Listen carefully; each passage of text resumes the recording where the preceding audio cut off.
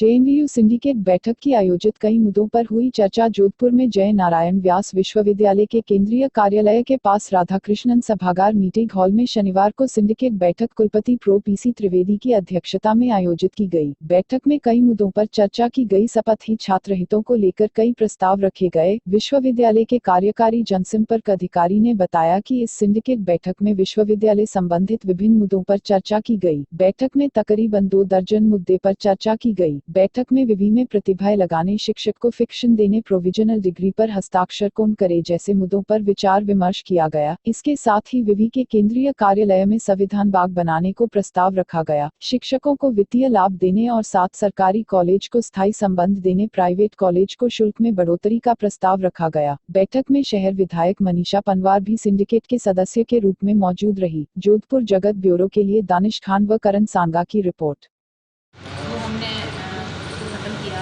और पेंशन का मुद्दा भी हमारे सामने आया। हम कोशिश करेंगे कि किस तरह आर्थिक जो परेशानी है यूनिवर्सिटी की वो खत्म की जाए और आर्थिक व्यवस्था को सुधार कर इन पेंशनों को पेंशन दी जाए। 2 महीने की दे दी है, लेकिन हम राज्य सरकार के सामने ये बात रखेंगे कि इस आय को बढ़ाकर हम पेंशन की व्यवस्था को सुदृढ़ करें, लोगों को पेंशन मिले। और इसके साथ साथ जो हमारी पुरानी शिक्षक भर्ती की प्रक्रिया के तहत लंबित चल रही थी, उसको भी आज हमने रिवॉल्व करके उन सभी शिक्षकों को ले लिया है जो केस चल रहे थे, और जो बच गए हैं उनको भी ये कोशिश करेंगे कि आने वाले समय में उनको भी हम लेकर उनको न्याय प्रदान करें।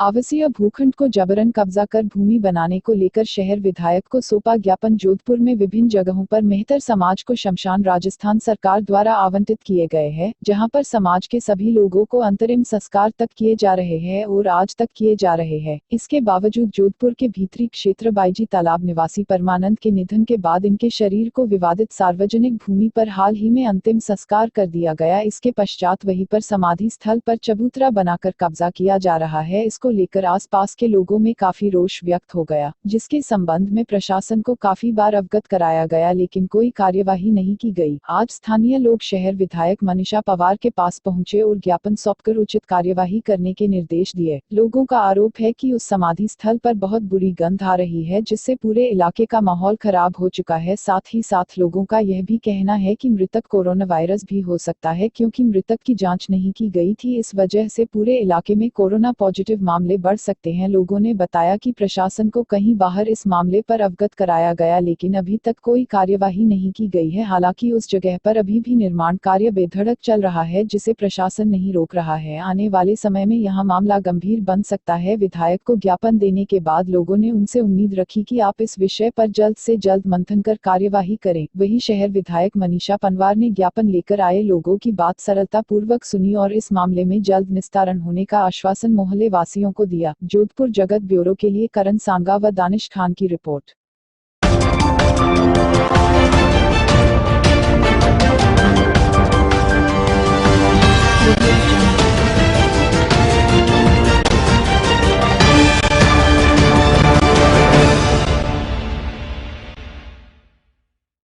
शिक्षक दिवस पर पौधारोपण कर हरा भरा बनाने का लिया संकल्प। कार्यक्रम में संभागीय आयुक्त समित शर्मा रहे मौजूद। जोधपुर में आज शिक्षक दिवस पर एक पहल कारवां बनेगी और शहर हरा भरा होगा। जोधपुर संभागीय आयुक्त डॉक्टर समित शर्मा ने ये बात नेत्रहीन विकास संस्थान चोखा में वृक्षारोपण के कार्यक्रम में ये बात कही। शर्मा ने कहा, पृथ्वी बचाओ चैरिटेबल ट्रस्ट इस कार्य को बखूबी अंजाम दे रहा है और आगामी दिनों में यह पहल इस शहर की खूबसूरती में महत्वपूर्ण साबित होगी। ट्रस्ट के अध्यक्ष दिनेश जोशी ने बताया कि ट्रस्ट केवल वृक्षारोपण ही नहीं, गमलों में पौध की क्यारियां लगाकर भी शहर को सुंदर बनाने के प्रयास करेगा। शहर की बालाजी नर्सरी उत्तम किस्म के पेड़ तैयार कर रही है। जोशी ने बताया कि रविंद्र जांगेड़, ओम प्रकाश शर्मा पेड़ों के लिए भामाशाह बनकर आगे रहे हैं। इसी कड़ी में नेत्रहीन विकास संस्थान चोखा में 121 पेड़ लगाए गए। इस अभियान में चंद्रा सोलंकी, महेंद्र जोशी, महेश सांखी, अंकिता शर्मा, महेंद्र तंवर, शिवानी शर्मा, उत्तम कासेट, अविनाश शर्मा मौजूद रहे। इन सभी लोगों ने इस बात की प्रतिज्ञा ली कि वो जोधपुर को हरा भरा बनाने के लिए सदैव तत्पर रहेंगे। जोधपुर जगत ब्यूरो के लिए दानिश खान व करण सांगा की रिपोर्ट।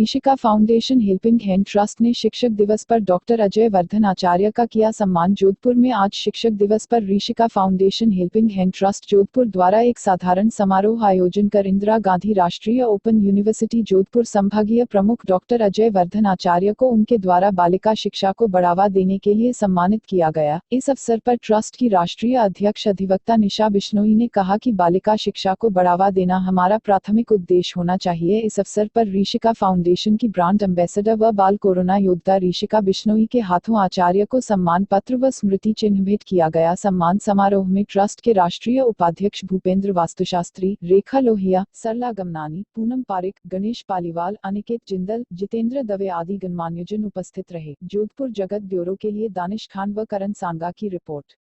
इंदिरा गांधी राष्ट्रीय मुक्त विश्वविद्यालय के द्वारा राजस्थान की 13 डिस्ट्रिक्ट्स पर काम किया जा रहा है और इंदिरा गांधी राष्ट्रीय मुक्त विश्वविद्यालय के द्वारा ST/SC विद्यार्थियों को 100 पाठ्यक्रम निःशुल्क पढ़ाए जा रहे हैं। मैं सभी विद्यार्थियों को शिक्षक दिवस की हार्दिक बधाई देता हूं और ऋषिका फाउंडेशन के द्वारा जो आज ये कार्यक्रम किया गया और मुझे सम्मानित किया गया उसके लिए मैं उनकी पूरी टीम को बहुत बहुत बधाई देता हूँ। आज टीचर्स डे के उपलक्ष्य में हम यहाँ IGNOU director head mister Ajay Vardhan ji Acharya ji का जो शिक्षक दिवस पर शिक्षक के रूप में हम उनको सम्मानित करने आए हैं। यहाँ पे ऋषिका फाउंडेशन की पूरी टीम जिसमें अनिकेत जी जिंदल, सुरेश जी ब्रह्मनिया, यहाँ ऋषिका फाउंडेशन की ब्रांड एम्बेसडर ऋषिका, यहाँ के प्रेसिडेंट मिस्टर भूपेंद्र जी वास्तुशास्त्री और गणेश पालीवाल जी सहित हम सब यहाँ पर उपलब्ध होकर सर का सम्मान करने आए हैं। Thank you.